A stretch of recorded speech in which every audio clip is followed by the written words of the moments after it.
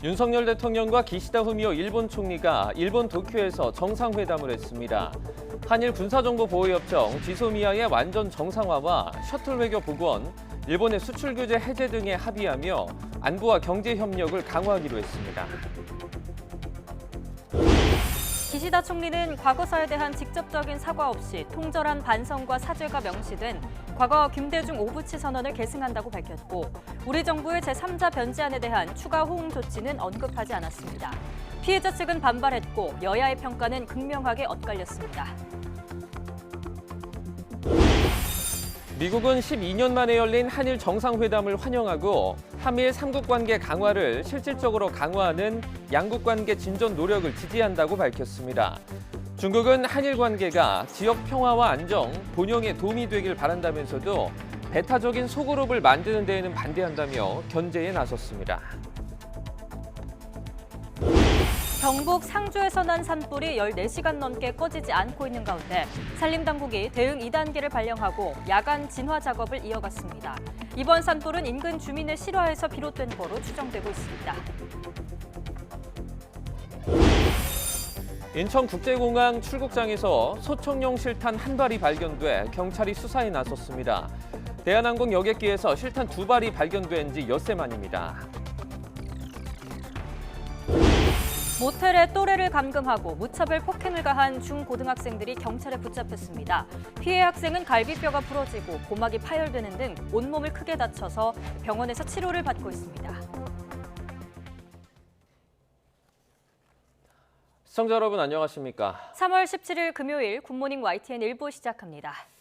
1박 2일 동안 일본을 실무 방문한 윤석열 대통령이 기시다 일본 총리와 마주했습니다. 1시간 25분 동안 회담을 진행한 두 정상은 한일 관계 새 시대의 첫걸음이라고 평가했습니다. 먼저 일본 도쿄에서 박소정 기자입니다.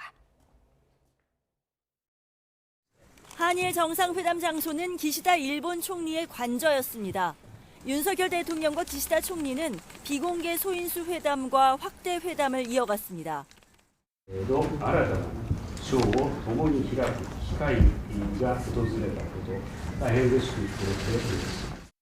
한일 관계의 새로운 시대를 열기 위해 함께 노력할 수 있기를 기대합니다. 한일 관계 새 시대, 협력 강화를 한 목소리로 언급한 두 정상. 1시간 25분 동안 회담을 마친 뒤 기자회견에서는 1998년 김대중 오부치 공동선언의 계승을 이야기했습니다. 김대중 오부치 공동선언의 정신을 발전적으로 계승하여 양국 간 불행한 역사를 극복하고 한일 간 협력의 새 시대를 여는 첫 걸음이 되었습니다. 共同宣言を含め、歴史認識に関する歴代内閣の立場を全体として引き継いでいることを確認いたしました。 이번 회담 결과로 어떤 국익을 얻는 것이냐는 질문에 윤 대통령은 한국과 일본의 국익은 서로 빼앗는 제로섬 관계가 아니라 윈윈할 수 있다고 강조했습니다.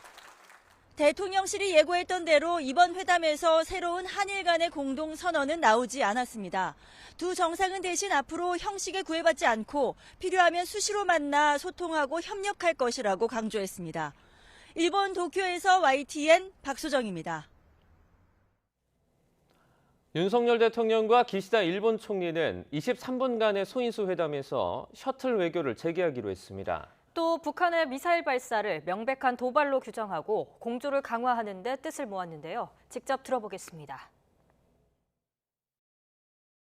日韓の首脳が形式にとらわれず、頻繁に訪問するシャトル外交の再開に一致をいたしました。北朝鮮によるこの ICBM 級弾道ミサイルの発射は明白な挑発行為であり、到底看過はできません。こうした現下の厳しい戦略環境の下で日韓、さらには日韓米の連携をさらに進めていくことについても議論をしたいと思います。 기시다 총리께서 말씀하신 양국의 셔틀 외교에 대해서도 적극적으로 환영합니다. 자유, 인권, 법치의 보편적 가치를 공유하는 일본은 안보와 경제, 글로벌 어젠다에서 협력해야 될 파트너입니다. 북한의 핵 미사일 위협이 동아시아뿐 아니라 국제사회의 평화와 안정에도 큰 위협이 되고 있습니다. 서로 긴밀히 공조하고 연대하여 이러한 불법적인 위협과 국제사회의 난제에 슬기롭게 대처해야 할 것입니다. 윤석열 대통령은 이번 한일 정상회담을 통해 조건부로 종료가 유예됐던 한일 군사정보보호협정 지소미아가 완전히 정상화됐다고 밝혔습니다. 윤 대통령은 일본 도쿄 총리관저에서 기시다 후미오 일본 총리와 정상회담을 마친 뒤 공동 기자회견에서 이같이 발표했습니다. 기시다 후미오 일본 총리는 공동 기자회견에서 강제징용 해법안에 대한 호응 조치는 무엇이냐는 질문에 즉답을 피했습니다. 하지만 대통령실은 김대중 오부치 담화를 계승하겠다는 뜻을 밝힌 것만으로도 충분한 사과라고 해석했습니다. 박석영 기자입니다. 윤석열 대통령의 방일 물꼬를 튼 건 한국이 내놓은 강제징용 문제 해법안입니다. 윤 대통령은 지난 2018년 대법원 판결이 앞선 협정 내용과 다르다며 구상권 행사도 상정하지 않고 있다고 못 박았습니다. 2018년에 그동안 정부의 입장과 또 정부의 65년 협정 해석과 다른 내용의 판결이 선고가 됐습니다. 그럼 구상권 행사라는 것은 상정하고 있지 않습니다. 국내 부정 여론이 확산하는 가운데 시선은 기시다 총리 입으로 향했습니다. 기시다 총리는 김대중 오부치 담화를 언급하며 역사인식에 대해 같은 입장을 이어가고 있다고 했지만 일본 측의 호응 조치를 묻자 앞으로 하나씩 해나가겠다며 즉답을 피했습니다. 강제징용 피해를 한반도 출신 노동자 문제라고 표현하며 시각차를 보이기도 했습니다. 今後とも両国で頻繁に連携し、一つ一つ具体的な結果を出していきたいと思っています。 대통령실은 역대 일본 정부가 50여 차례 사과한 바 있고 이번에도 담화를 계승한다고 한 말에 이미 사과가 포함돼 있다고 설명했습니다. 그러면서 미래 세대를 위해서 새로운 역사적 창을 열었다는 측면에 대해 평가해달라고 덧붙였습니다. 하지만 우려의 목소리는 여전합니다. 한국에 대한 호응 조치는커녕 오히려 일본의 요구가 더 강해질 수 있다는 겁니다. 호응 조치라는 것을 아직은 전혀 생각하고 있지 않다라는 것을 그냥 드러낸 발언이었고요. 앞으로도 계속 아쉬움으로 남을 것입니다. 왜냐하면 이것을 계기로 오히려 일본의 요구는 더 강해질 것이기 때문입니다. 대통령실은 충분한 사과라고 평가했지만 일본의 진정성 있는 사과를 끌어내진 못했다는 지적은 계속될 전망입니다. YTN 박석영입니다. 일제 강제동원 피해자 측은 한일 정상회담 결과에 대해 피해자들의 권리와 대법원 판결을 무시한 것과 다름없다고 비판했습니다. 생존 피해자를 지원하는 민족문제연구소의 김영환 대외협력실장은 YTN과의 통화에서 구상권 행사를 상정하지 않는다는 윤석열 대통령의 발언은 피해자의 권리 자체를 짓밟은 것이라고 밝혔습니다. 피해자 측은 또 대법원의 강제동원 배상 판결이 청구권 협정 해석과 다르다는 발언에 대해선 우리 사법부가 잘못된 판결을 내려 한일 관계가 꼬였다는 걸 공식화한 것이라면서 사법 주권의 포기이자 반헌법적이라고 지적했습니다. 한일 정상회담 결과에 대한 여야의 반응은 뚜렷하게 엇갈렸습니다. 국민의힘은 얼어붙었던 한일 관계에 봄이 찾아왔다고 반겼지만 더불어민주당은 굴종 외교의 정점이었다며 혹평했습니다. 김경수 기자입니다. 한일 정상이 공동 기자회견으로 밝힌 회담 결과를 두고 정치권의 평가는 극과 극을 달렸습니다. 여당인 국민의힘은 대통령의 결단으로 얼어붙었던 한일 관계에 봄이 찾아왔다고 환영했습니다. 한일 양국이 모든 방면에서 문을 열고 협력해야 한다는 겁니다. 평화와 발전을 위해 함께할 협력 파트너라는 데 인식을 같이 했습니다. 윤석열 대통령의 결단으로 한일 공동 번영의 새 시대가 열린 것입니다. 반면 더불어민주당은 굴종 외교의 정점이었다며 깎아내렸습니다. 일본 정부의 사과는 없었고 받은 건 없이 내주기만 했다며 또 한 번의 외교 참사라는 겁니다. 대일 굴종 외교를 미래지향적 한일 관계를 위한 결단이라고 호도하지 마십시오. 일본의 사과와 반성, 배상 없는 미래지향적 한일 관계는 기만입니다. 회담 전에도 여야 신경전은 종일 이어졌습니다. 민주당은 제3자 변제 방식의 강제동원 문제 해법을 철회하라며 태극기를 들었고 강제동원 피해자에 대한 일본의 사죄와 전범기업 기업의 배상 이행을 당당히 촉구하라. 공항에서 대통령을 배웅하고 온 국민의힘 지도부는 전 정권은 그동안 무슨 노력을 했느냐며 날을 세웠습니다. 죽창가만 불러대며 반일 감정을 국내 정치형으로 써먹기에만 급급했던 민주당이 우리 정부의 해법을 폄훼하고 곡해하며 아직 일본 순방 일정이 남아있는 만큼 윤 대통령이 귀국하면 이번 회담 성과를 둘러싼 여야 공방에 본격적으로 불이 붙을 전망입니다. YTN 김경수입니다.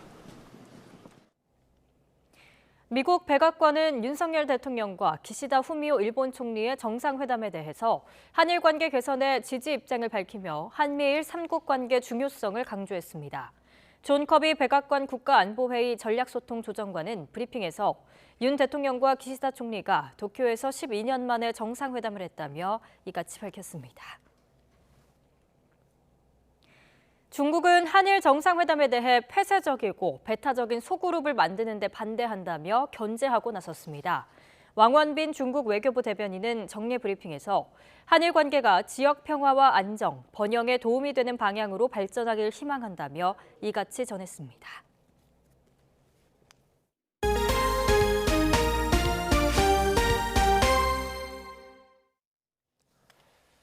어제 경북 상주에서 난 불이 바람을 타고 확산하면서 산불 2단계가 내려졌습니다.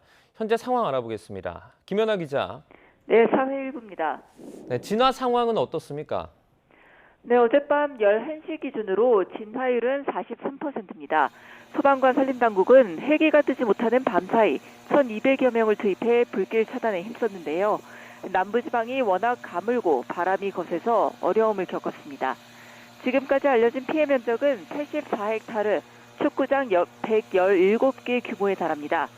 산불 진화 과정에서 인명피해도 나왔습니다. 최초 신고자인 40대 남성이 연기를 마신 데 이어 진화대원 1명이 다쳐서 병원으로 옮겨졌는데 다행히 큰 부상은 아닌 것으로 전해졌습니다. 소방당국은 날이 밝는 대로 헬기 22대를 투입해 다시 본격적인 진화 작업을 진행할 예정입니다. 이번 불은 어제 오후 2시 50분쯤 경북 상주시 외남면 야산에서 시작했습니다. 불길이 커지면서 한때 주민 200여 명이 대피하기도 했지만 저녁쯤 대부분 귀가했습니다. 당국은 이번 산불이 타고 남은 재를 산 주변에 버리면서 시작된 거로 보고 진화 이후에 정확한 산불 원인을 조사할 예정입니다. 저녁 7시 10분쯤엔 경남 진주시 명성면의 야산에서도 불이 났습니다. 산림당국은 산불 진화 장비 20대와 진화대원 100여 명을 투입해 1시간 40여 분 만에 불길을 잡았는데요. 불이 난 곳은 민가에서 떨어져 있어 인명피해는 없었습니다. 지금까지 사회일부에서 YTN 김연아입니다. 인천국제공항 출국장에서 또다시 실탄 한 발이 발견됐습니다. 대한항공 여객기에서 실탄 2발이 발견된 지 엿새 만입니다. 경찰은 실탄 소지자를 추적하고 있습니다. 우철희 기자입니다. 인천국제공항에서 실탄이 발견된 건 오후 4시 20분쯤입니다. 제1여객터미널 3층 출국장 쓰레기통 안에 소총용 탄알 한 발이 들어있던 겁니다. 환경미화원이 쓰레기통 분리수거를 하다가 발견했고 이후 경찰에 신고가 접수됐습니다. 다만 실탄이 있던 곳은 검색을 마치고 들어가는 보안구역이 아니라 누구나 출입할 수 있는 장소였습니다. 경찰이 출동해 일대를 수색했지만 더 발견된 실탄은 없었습니다. 앞서 지난 10일에도 인천공항에서 권총용 실탄 2발이 발견됐습니다. 이륙 준비를 하던 필리핀 마닐라행 대한항공 여객기 안에서 탑승객이 실탄을 찾아냈습니다. 당시 원희룡 국토교통부 장관까지 나서 명백한 보안 사고라면서 유감을 표명하고 보안 강화를 공언한 상황. 이번엔 보안구역이나 여객기 안은 아니지만 불과 엿새 만에 공항에서 또 실탄이 발견되면서 불안감이 커질 수밖에 없습니다. 경찰은 일단 탄알의 종류가 다르다는 점에서 실탄 소지자가 동일 인물은 아닌 것으로 보고 있습니다.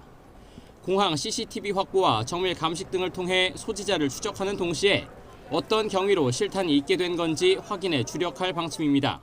YTN 우철입니다.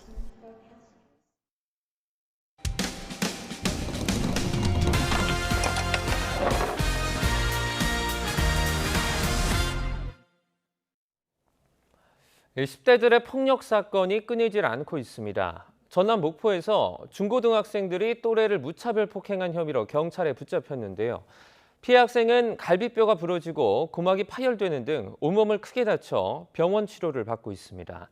오선열 기자입니다. 고등학생 15살 A군은 최근 전남 목포의 한 모텔에 감금된 채 악몽 같은 시간을 보냈습니다. 또래 3명에게 주먹과 발로 무차별 구타를 당한 겁니다. 그때 경찰분들이 오셔갖고 탁자 같은 것이 나와 있어서 왜 그러냐고 물어봤더니 집기를 부숴놨다고. 가해 학생들은 1시간 동안 모텔 도구를 이용해 가학적인 폭행을 저지르고 칼로 위협하며 신고할 경우 보복하겠다며 협박했습니다. 물건까지 다 뺏긴 A군은 홀로 병원으로 이동해 부모에게 구타 사실을 알렸습니다. 병원 진단 결과 갈비뼈 골절과 온몸 타박상으로 전치 6주, 양측 고막 파열로 전치 3주의 상해를 입었습니다. 정강이부터 시작해가지고 머리부터 발끝까지 다 때려놨습니다. 그래가지고 타박상이 좀 심한 상태고 마지막에 이제 옷 다 벗기고 사진 찍고 신고하면은 죽인다고 그렇게 협박하고 현관 도 비밀번호까지 물어보고. 가해 학생들은 다음 날 상해 등의 혐의로 경찰에 붙잡혔습니다. 이들은 최근 전남 무안에서 차량을 턴 혐의로 경찰이 쫓고 있었던 것으로 확인됐습니다. 사투리 사건이 있어가지고 계속 추적을 했었어요. 그 전부터. 그런데 하다 보니까 걔들이 모텔에 다른 폭행 사건까지 있다고 확인돼가지고 영장을 넣으면서. 경찰이 가해 학생 3명에게 구속영장을 신청했지만 범죄 전력이 있는 1명만 구속됐습니다. 심지어 다른 2명 가운데 1명은 중학교 1학년으로 형사처벌을 받지 않는 촉법 소년이었습니다. 이번 폭행으로 큰 충격을 받은 피해 학생과 부모는 보복 폭행까지 두려워하고 있습니다.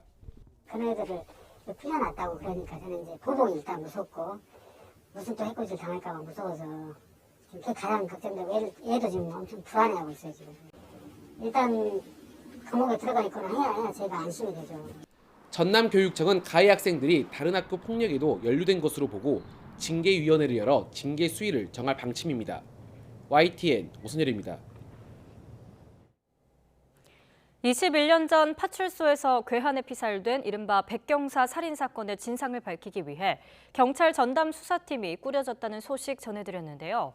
대전 은행강도 살인사건 범인 2명이 용의자로 지목됐는데 경찰은 이 2사람 최소 1명의 소행이 확실한 거로 판단했습니다. 김민성 기자입니다.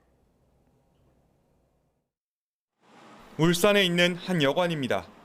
유리창 너머 천장에 커다란 구멍이 뚫려 있습니다.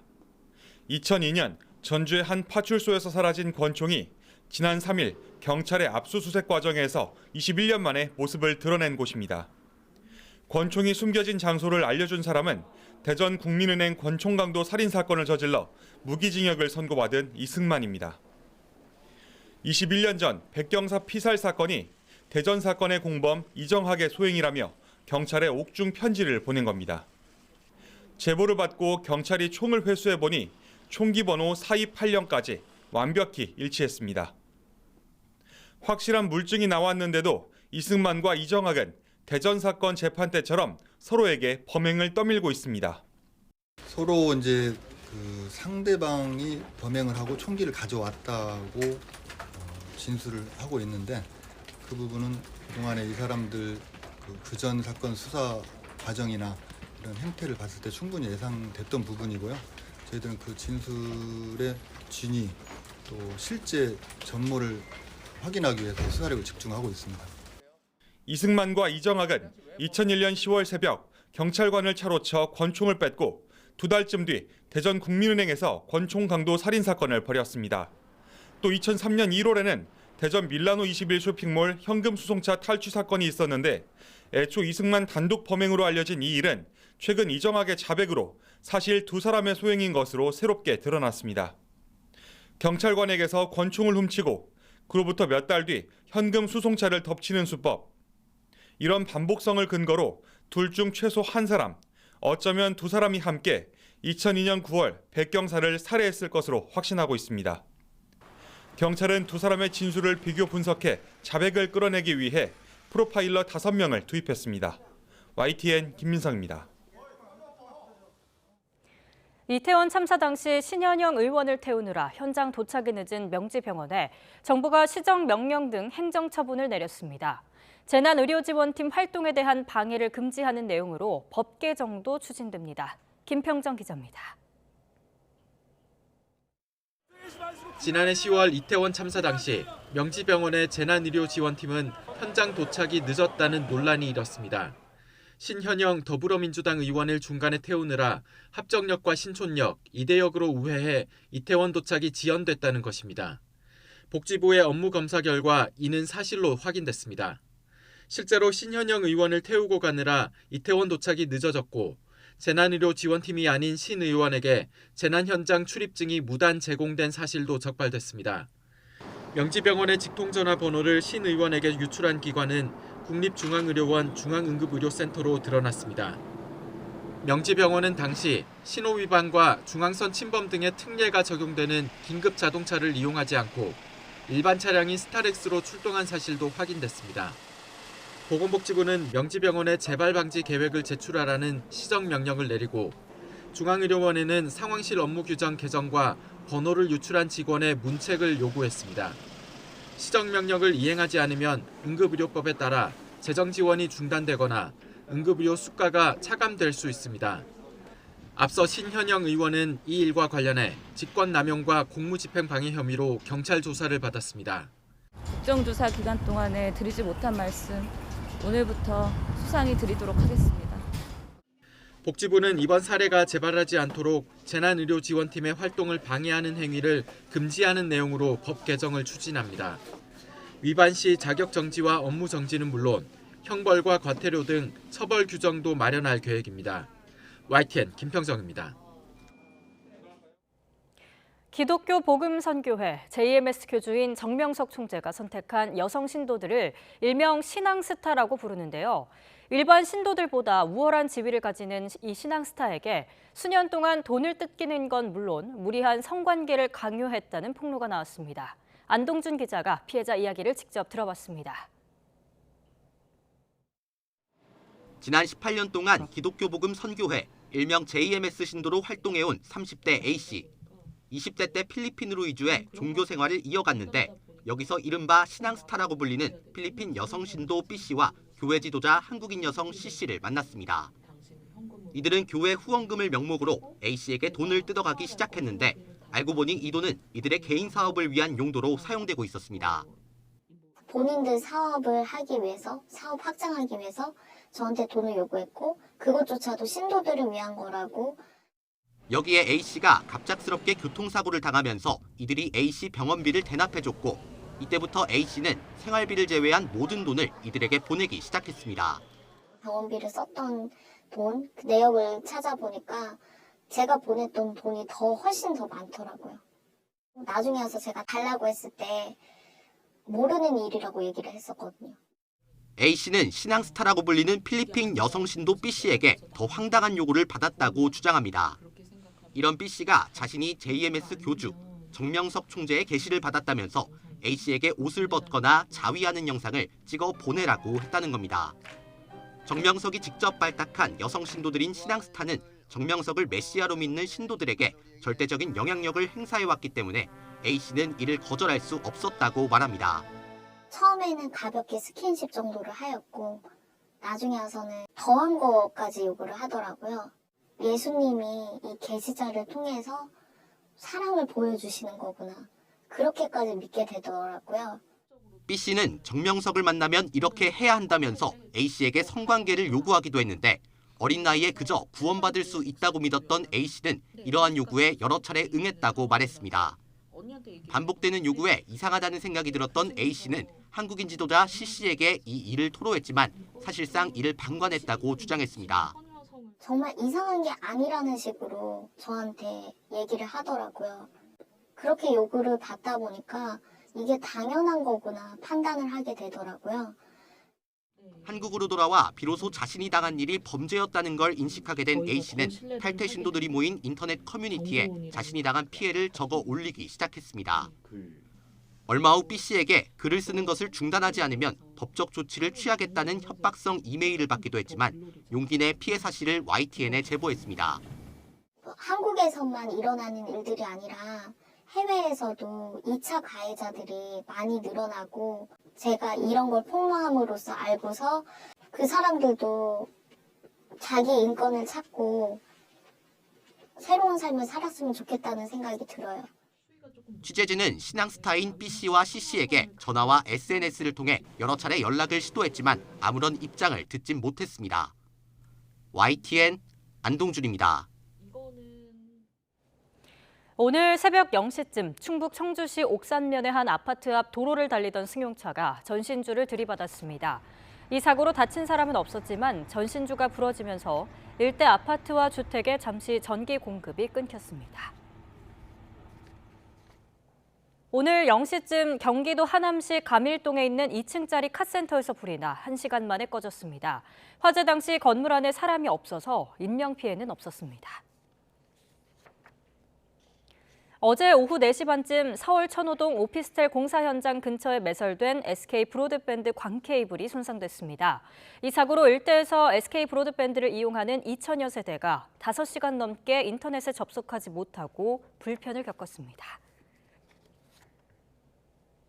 어제 오후 2시 50분쯤 전남 목포시 북항에 정박 중인 150톤급 어선에서 불이 났습니다. 목포 해양경찰서는 경비함정과 방제정 등을 현장으로 급파해 23분 만에 진화했습니다. 인명피해는 발생하지 않았지만 어선 선미 부분이 불에 탔습니다.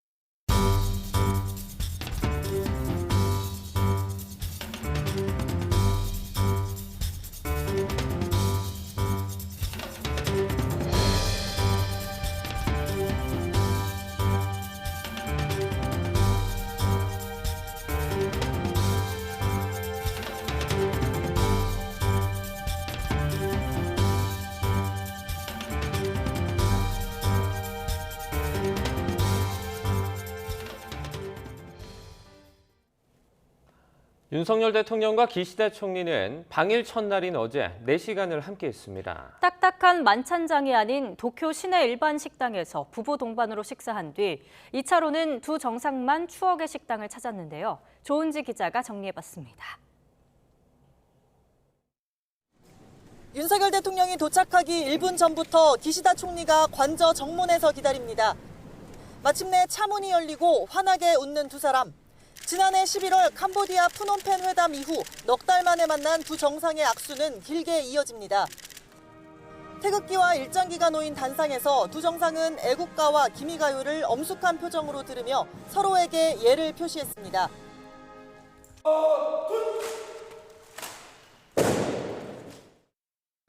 비공개 소인수회담 이후 윤 대통령과 기시다 총리는 한결 편안한 얼굴로 확대 회담장에서 마주 앉았습니다.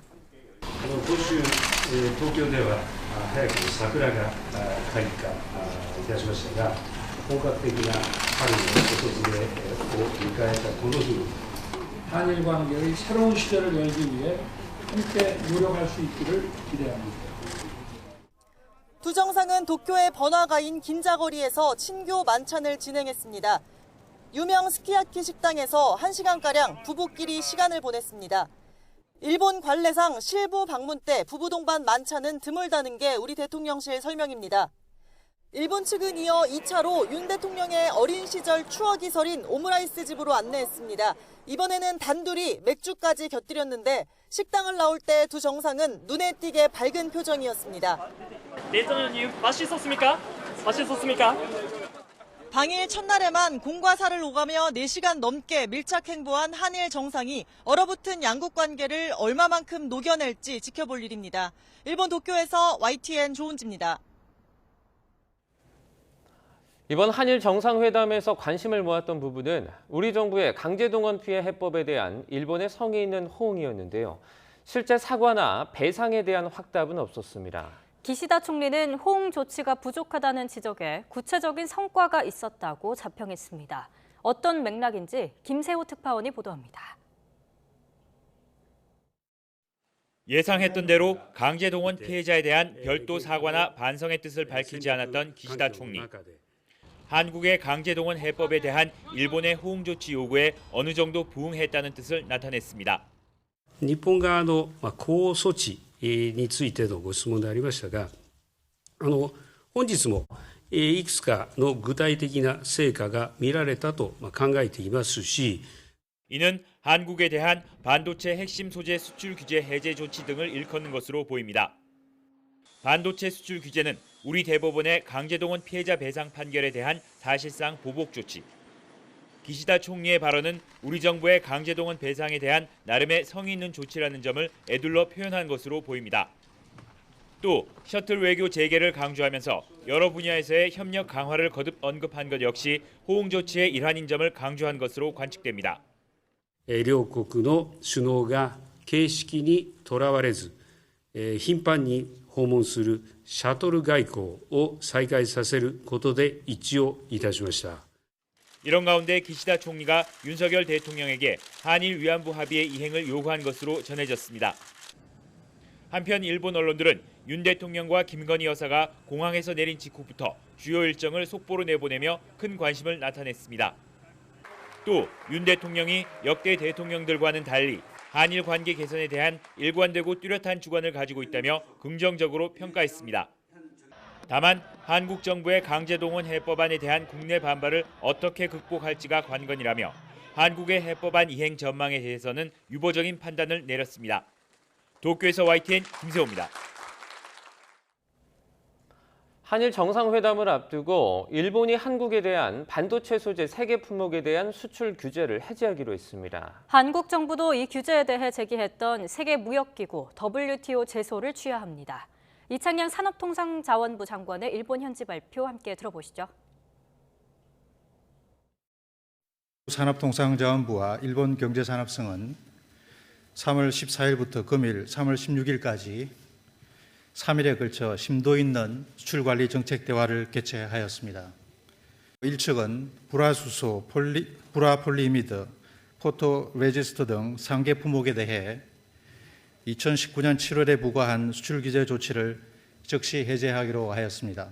한국 정부는 1측의 수출 규제 해제 시행과 동시에 동 3개 품목의 수출 규제 조치에 대한 WTO 제소를 취하하기로 하였습니다.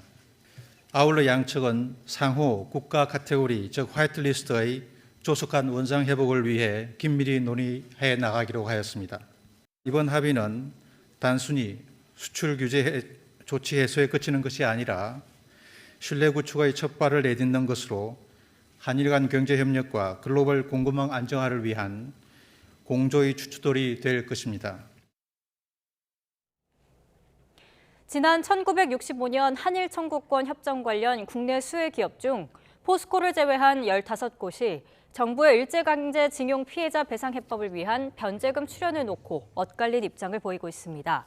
YTN이 해당 기업 15곳의 입장을 전수조사한 결과 한국수자원공사와 코레일, 한국전력과 KT, KTNG와 한국농수산식품유통공사는 정부 요청이 있으면 검토하겠다는 입장입니다.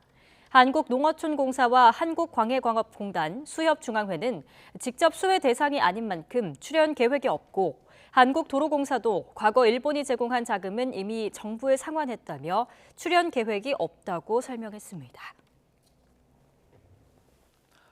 유럽중앙은행이 은행권의 혼란에도 기준금리를 0.5%포인트 인상했습니다. 이 발표 이후 미국 금융시장에서는 연준이 다음 주에 기준금리를 0.25%포인트 인상할 가능성이 80%를 넘었습니다. 김원배 기자입니다.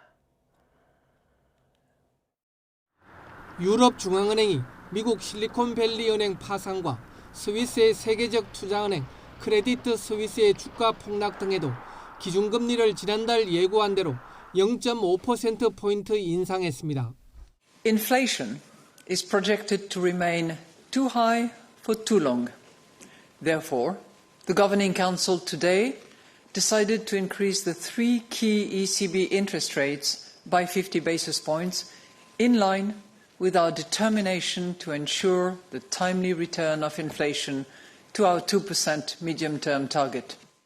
유럽 중앙은행은 지난해 7월 11년 만에 처음으로 기준금리를 0.5%포인트 인상한 데 이어 지난해 9월과 10월에는 각각 0.75%포인트 올렸습니다. 이어 지난해 12월과 지난달 그리고 이번까지 3회 연속 0.5%포인트 인상을 단행했습니다.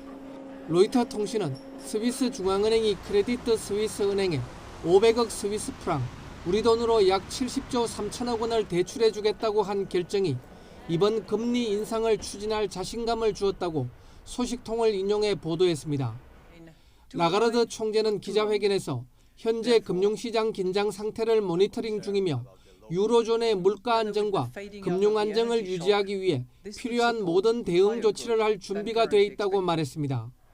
수요일 25% 폭락했던 크레디트 스위스의 주가는 목요일에는 19% 반등했습니다. 유럽 중앙은행의 기준금리 0.5%포인트 인상 발표 이후 미국 금융시장에서는 연준이 다음 주 기준금리를 0.25%포인트 인상할 가능성이 80%를 넘어섰습니다. 하루 전에 54%보다 크게 높아진 것입니다. 제니 델런 미국 재무장관은 실리콘밸리 은행 붕괴 사태 이후 처음으로 의회 청문회에 나와 미국의 금융 시스템은 건재하다고 거듭 강조했습니다. I can reassure the members of the committee that our banking system is sound and that Americans can feel confident that their deposits will be there when they need them.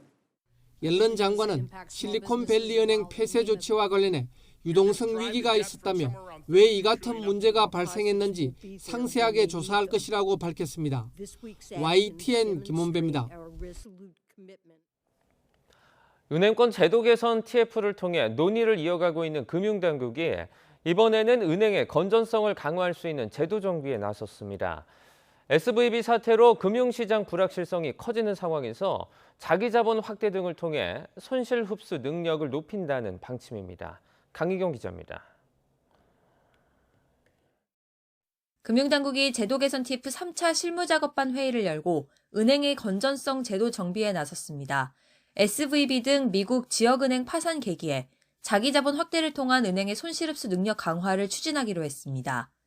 이를 위해 지난 2016년 제도 도입만 한 채 활용하지 않고 있는 경기 대응 완충 자본 활용을 적극 검토할 예정입니다. 신용 팽창기에 은행의 추가 자본을 적립하도록 하고 경색이 발생하면 적립 의무를 완화해 사용하도록 하는 제도입니다. 우선 코로나19 대응 과정에서 급증한 대출 부실화 가능성에 대비해 현재 0%인 경기 대응 완충 자본에 추가 적립 의무를 부과하는 방안을 검토합니다. 실제 국내 은행의 연체율은 불안한 추세로 1월 말 기준 대출 연체율은 전달 대비 0.06%포인트 상승한 0.31%로 집계됐습니다. 현 시점에서 동사태의 여파를 예측하기 어렵다는 점에서 정부는 높은 경각심을 갖고 상황을 예의주시해 나가겠습니다. SVB 사태로 은행 제도 개선 TF의 대형 시중은행 과점 해소 논의 등에 영향이 있을 거란 우려가 이어지고 있습니다. 이에 대해 금융위는 금융안정과 소비자 보호를 전제로 하고 있다며 원래 계획대로 차질 없이 논의를 이어가겠다고 선을 그었습니다. 금융안정과 소비자 보호를 전제로 이 논의를 이제 시작을 한 것이고요. 그러한 측면에서 SVB 사태가 있었다는 것 자체가 우리의 그 스몰 라이센스나 이제 특화은행 논의가 달라질 이유는 특별하게 없고. 은행 성과급 등 보수체계 관련 개선 방향도 논의됐습니다. 지난해 국내 5대 시중은행은 당기순이익 12조 6,900억여 원을 거둬 성과급의 1조 9천억 원, 퇴직금의 1조 5천억 원 넘게 지출한 것으로 나타났습니다. TF는 은행 성과급이 단순히 예대금리 차에 의한 것인지 등을 고려해 지급될 필요가 있다며 조만간 관련 제도와 관행을 개선하기 위해 구체적 방안을 내놓을 예정이라고 밝혔습니다. YTN 강희경입니다. 전국적으로 부동산 가격이 폭등하면서 주택 임대제도의 미비한 틈을 노려 건축왕이니 빌라왕이니 하는 전세 사기 일당이 활개를 쳤습니다. 정부는 주택임대차 보호법을 일부 개정해 최우선 변제 금액을 상향 조정하는 등의 개선에 들어갔지만 여전히 많은 임차인들은 이 혜택을 받지 못하고 있습니다. 왜 그런지 강송옥 기자가 보도합니다. 정부는 지난달 전세 사기 피해 방지 후속 조치로 주택임대차 보호법을 개정했습니다. 먼저 임차인 보호를 위해 권역별로 최우선 변제 대상 임차인의 보증 금액을 일괄적으로 1,500만 원 상향했습니다. 이에 따라 앞으로 보증금이 서울은 1억 6,500만 원, 광역시는 8,500만 원 이하인 세입자들이 우선 변제 대상이 됩니다. 우선 변제 금액도 일괄적으로 500만 원 올렸습니다. 서울은 5,500만 원, 과밀억제 권역은 4,800만 원, 광역시는 2,800만 원 이하를 우선 변제받을 수 있습니다. 하지만 문제는 적용 시점입니다. 최우선 변제는 해당 주택의 선순위 근저당이 설정된 시점을 기준으로 하고 있습니다. 이른바 건축왕으로 불리는 전세 사기 일당에게 2,700여 가구가 피해를 본 인천에서는 수백여 가구가 최우선 변제 혜택을 받지 못하고 있습니다. 건축왕이 소유한 주택은 거의 대부분 임대 보증금이 7, 8천만 원에 형성돼 있지만 금융기관에 근저당이 설정된 것은 대부분 주택이 준공된 시점인 지난 2011년 즈음이기 때문입니다. 2010년에서 2013년까지 인천 지역의 최우선 변제 대상 소액 임차인의 보증금은 6,500만 원 이하였습니다. 지난달 인천에서 극단적 선택을 한 30대 남성의 전세 보증금은 7천만 원. 하지만 최우선 변제를 받을 수 있는 임대 보증금 기준은 6,500만 원이기 때문에 한 푼도 변제받지 못하는 상황이었습니다. 23년 기준으로 적용을 하되 최우선 변제금의 기준은 근저당 설정으로 한다고 하면 그나마 조금 도움이 되거든요. 원래 그렇게 법 해석이 돼야 공평하다라고 생각이 되고요. 지난달 주택임대차 보호법 개정으로 세입자가 되려는 사람이 집주인에게 선순위 보증금 등 임대차 정보를 요청할 수 있는 정보 확인권이 신설됐습니다. 계약 체결 전에 집주인에게 납세 증명서 제시를 요구할 수 있는 규정도 마련됐습니다. 앞으로의 피해 방지에 역점이 주어졌지만 이미 피해를 보고 있는 소액 임차인들을 구제하는 방안은 미흡하다는 평가를 받고 있습니다. YTN 강성욱입니다. 미리 보는 오늘입니다. 1박 2일 짧은 일정으로 일본을 방문 중인 윤석열 대통령이 오늘 일본의 미래세대부터 정관계 인사들, 기업인까지 두루 만납니다. 아소다소 자민당 부총재와 스가 요시히데 전 총리 등과도 만날 거로 예상됩니다. 윤석열 대통령의 방일을 계기로 한국과 일본 경제인들이 모여서 경제협력 방안을 논의합니다. 전국경제인연합회는 일본 측 파트너인 게이단렌과 오늘 도쿄에서 비즈니스 라운드 테이블을 연다고 밝혔는데요. 이 자리에는 이재용 삼성전자 회장과 SK 최태현 회장 등 5대 그룹 회장이 참석합니다. 더불어민주당 이재명 대표가 오늘 공직선거법 위반 혐의 재판에 두 번째로 출석합니다. 서울중앙지방법원은 이 대표가 2021년 12월 방송 인터뷰에서 성남도시개발공사 고 김문기 처장을 시장 재직 때 몰랐다며 허위 사실을 퍼뜨린 혐의로 기소된 것과 관련해 두 번째 공판 기일을 진행합니다. 오늘부터 남산 135 터널 이용 차량에 부과되던 혼잡 통행료가 2달 동안 면제됩니다. 서울시는 오늘 아침 7시부터 5월 16일까지 도심에서 외곽 방향 터널을 이용하는 차량을 대상으로 혼잡 통행료를 면제한다고 밝혔습니다. 지금까지 미리 보는 오늘이었습니다.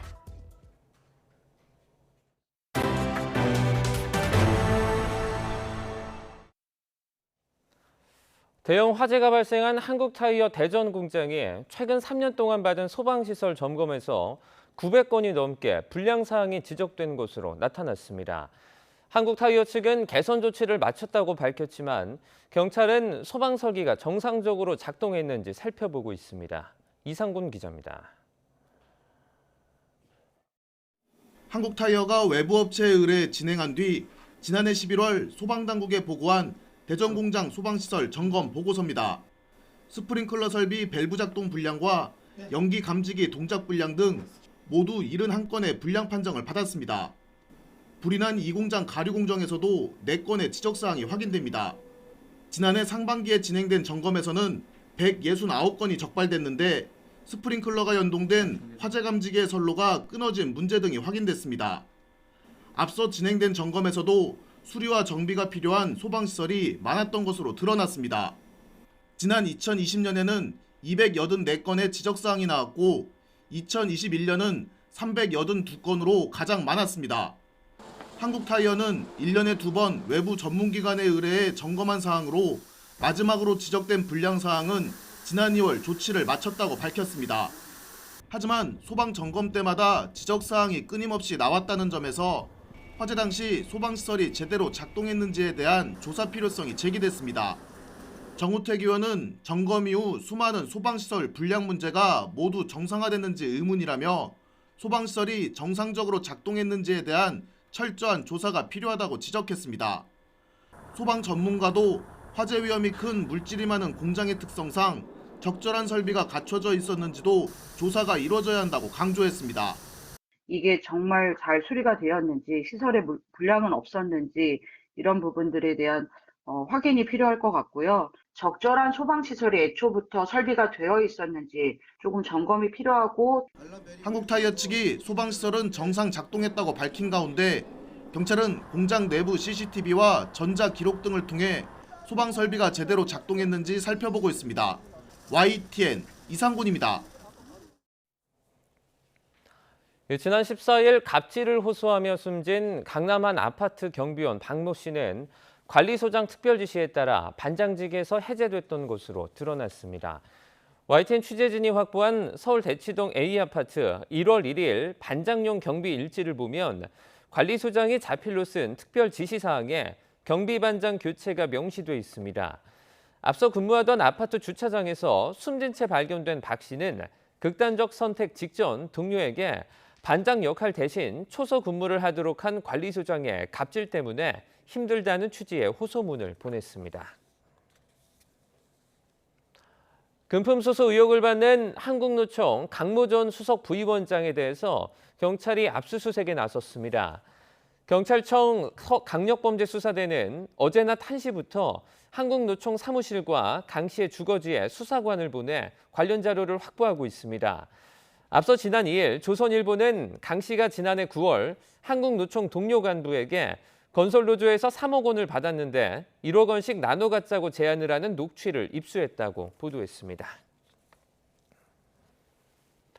이달 초 서울 동대문구 풍물시장에서 영화 소품이라고 쓰여있는 5만 원권 위조 지폐가 유통됐다는 신고가 접수돼 경찰이 수사하고 있습니다. YTN 취재 결과 서울 동대문경찰서는 5만 원권 위조 지폐를 사용한 혐의로 알제리 국적 20대 남성 A씨를 구속했습니다. 경찰 조사 결과 A씨는 시장에서 5만 원권 위조 지폐로 5천 원어치 물건을 산 뒤 4만 5천 원을 현금으로 거슬러 받는 수법을 사용한 것으로 드러났습니다. 스포츠 소식입니다. 구단 운영에 어려움을 겪고 있는 프로농구 고양 캐롯이 6강 플레이오프 진출을 사실상 확정했습니다. 하지만 플레이오프 무대를 밟아보지도 못할 위기에 처했는데요. 허재원 기자가 보도합니다. 프로농구 캐롯은 15일 KCC의 덜미를 잡히며 연승 행진을 마감했습니다. 하지만 6위까지 주어지는 플레이오프행 티켓은 거의 확보한 것이나 다름없습니다. 5위에 올라있는 캐롯이 남은 5경기를 모두 지고 7위 KT가 6경기를 모두 이겨야 순위가 바뀌는데 가능성은 거의 없습니다. 남은 시즌을 6강 플레이오프에 대비해 여유롭게 운영해도 되는 상황입니다. 시즌 전에 저희 팀 평가가 굉장히 좋지 않았어요. 그래서 저희 선수들 되게 이 악물면서 비시즌 준비 많이 했고 그 준비한 결과가 이렇게 나오는 것 같고 또 홈경기 때 매번 많이 찾아와서 응원해 주시는 덕분에. 하지만 캐롯 선수들이 봄의 잔치를 즐길 가능성은 지금으로선 크지 않아 보입니다. 이달 말까지 가입비 격인 특별회비 10억 원을 모두 내야만 플레이오프에 나설 수 있는데 캐롯은 매달 선수단 급여도 밀리는 등 파행 운영을 이어가고 있습니다. 프로농구연맹 KBL은 이달 말일로 잡아놓은 플레이오프 미디어데이의 개최 여부조차 결정하지 못하고 있는 어려운 상황.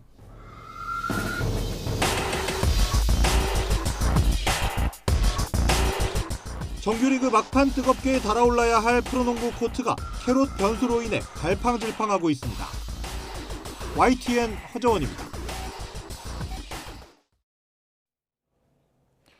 프로배구 4위 KGC 인삼공사가 수원 체육관에서 열린 원정 경기에서 현대건설을 3대1로 꺾었습니다. 인삼공사는 승점 1점 차로 앞선 3위 한국도로공사가 마지막 경기에서 승점 3점을 따내지 못할 경우 준 플레이오프를 치르게 됩니다. 남자부 3위 우리카드는 대한항공에 2대3으로 패하면서 20일 한국전력과 준 플레이오프에서 맞붙게 됐습니다. 한국야구위원회 KBO는 10개 구단 단장이 모인 가운데 실행위원회를 열고 월드 베이스볼 클래식 부진에 대해 공식 사과했습니다. KBO는 사과문을 통해 대표팀이 기대에 못 미치는 성적과 경기력을 보인 점에 대해 국민 여러분과 야구 팬들께 진심으로 사과드린다고 밝혔는데요. 이어 질책을 겸허히 받아들이며 향후 리그와 국가대표팀 경쟁력 향상을 위한 중장기적인 대책을 마련하겠다고 덧붙였습니다. 테니스 제5회 메이저 대회로 불리는 파리바 오픈에서 세계 6위인 메드베데프가 4연속 우승에 바짝 다가섰습니다. 앞서 두바이 챔피언십까지 3회 연속 우승을 일군 메드베데프는 미국 캘리포니아에서 열린 8강전에서 스페인 선수를 2대0으로 물리치고 18연승을 질주했습니다. 네, 이은서 앵커는 다음 주부터 뉴스앤이슈에서 찾아뵙겠습니다. 많은 시청 바랍니다. 네, 굿모닝 YTN 2부는 잠시 뒤에 이어집니다. 시청해주신 여러분 고맙습니다.